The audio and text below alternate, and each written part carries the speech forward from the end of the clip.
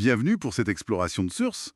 Aujourd'hui, on a un dossier assez particulier, on peut dire, le compte-rendu de Charles Richet, scientifique, futur prix Nobel, sur des matérialisations à Alger en 1905. C'est quand même quelque chose. Ah oui, tout à fait. C'est un dossier fascinant. Donc ça se passe à la Villa Carmen chez le général Noël et sa femme, et il y a cette jeune médium, Marthe B. Exactement. Et le but, c'est d'observer des apparitions matérielles, une forme qu'ils appellent Bienboua ou bébé.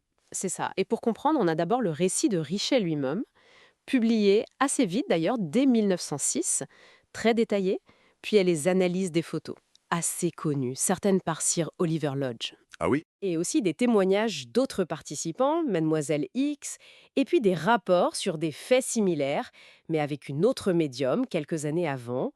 Et enfin, tous les documents liés aux polémiques qui ont suivi, forcément. Parce que Richet, lui, il insiste sur les contrôles. Très strict, dit-il. Oui, Mais ce qu'il décrit, ça défie un peu l'entendement, non? Alors, est-ce que c'était la preuve de l'inconnu? Ou alors une supercherie hyper bien ficelée? c'est un peu ça la question. C'est toute la question, oui. Bon, alors regardons le cadre. Comment il dit avoir organisé ça? Le Mhm. lieu, c'était un kiosque isolé dans le jardin. Vérifié avant, après, chaque séance, minutieusement. Mhm. Fenêtre condamnée. Et surtout, pas de trappe.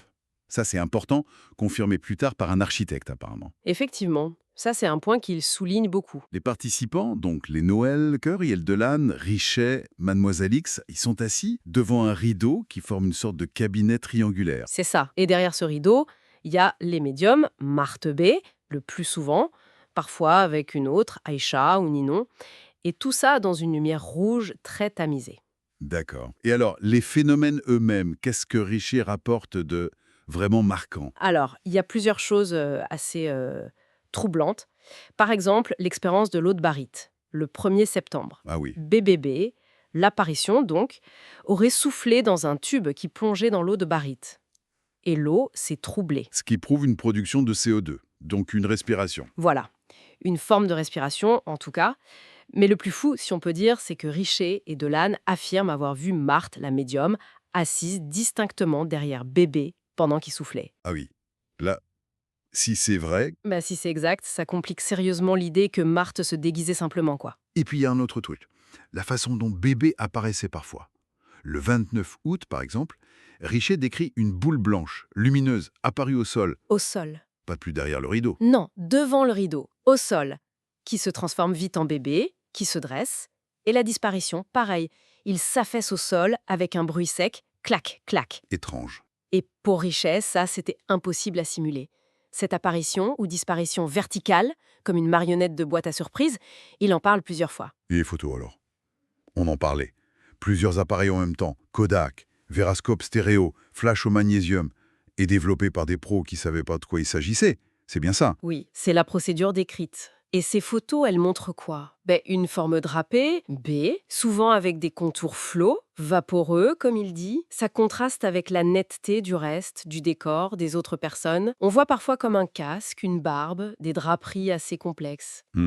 Et il y a ce point crucial avec la stéréoscopie, non? Exactement, l'analyse stéréo. Sur certaines photos, on verrait 3 formes derrière le rideau. B, Marthe et Aïcha. Alors que seuls Marthe et Esha y étaient. C'est ça. D'où viendrait cette 3e forme? Et en plus, sur les mêmes clichés, parfois des parties des vêtements de Marthe, sa manche par exemple, semblent vides, désagrégées, comme si la matière manquait là. C'est déroutant. Complètement. Alors évidemment, Richet a pensé à la fraude. L'hypothèse la plus simple, Marthe se déguise et elle utilise un mannequin pour faire croire qu'elle est toujours sur sa chaise. Logique, comme première idée. Oui, sauf qu'il l'écarte. Pour plusieurs raisons. D'abord, la logistique. Tâcher un costume, un mannequin, sous des vêtements ajustés, sans que rien ne dépasse ni avant ni après. Compliqué. Ensuite, la rapidité. Certaines apparitions ou disparitions étaient très rapides, parfois juste après qu'un témoin soit entré ou sorti du cabinet.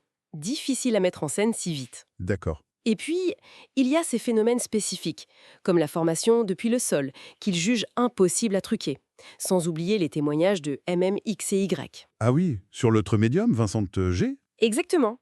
Quelques années avant, entre 1902 et 1903, Et il racontait déjà avoir vu en même temps la médium et l'apparition. Donc ce n'était pas unique à Marthe B. Mais malgré tout ça, Richer lui-même, il avait des doutes, non? Il pose des questions. Ah oui, absolument. Il reste pas mal de zones d'ombre qu'il soulève lui-même. Pourquoi l'obscurité ou cette lumière rouge si faible? Si c'est réel, pourquoi pas plus de lumière? Bonne question. Pourquoi le visage de Bibi ressemble parfois à celui de Marthe, comme maquillé? Pourquoi on ne peut pas toucher Bibi librement? Et cette histoire de main qui devait fondre au contact? Promesse jamais tenue. Donc il n'était pas totalement convaincu lui-même, ou en tout cas il restait perplexe. Voilà, il exprime ses propres interrogations, c'est clair. Et la polémique après? Les accusations de fraude? Oui, il faut en parler brièvement. Plus tard, il y a eu des accusations, notamment d'un docteur Z. Il se basait sur des aveux supposés du cocher des Noël, un certain Areski, et de Marc elle-même. Ils auraient parlé d'une trappe. La fameuse trappe? Oui, sauf que Richet a démonté ça. Il a produit un certificat d'architecte. Pas de trappe. Et il a prouvé qu'Areski ne pouvait pas être là pendant les séances clés. Donc ces accusations semblaient peu fondées, selon lui. Ce qui est fascinant ici, finalement, c'est la position de Richet.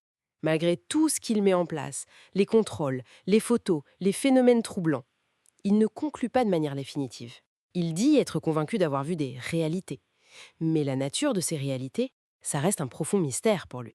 Il y a cette tension constante entre ce qu'il observe méthodiquement et le fait que ça semble impossible scientifiquement. Oui, c'est ça. Et au fond, au-delà de savoir si c'était vrai ou faux, paranormal ou supercherie, ce récit pose des questions plus larges, non?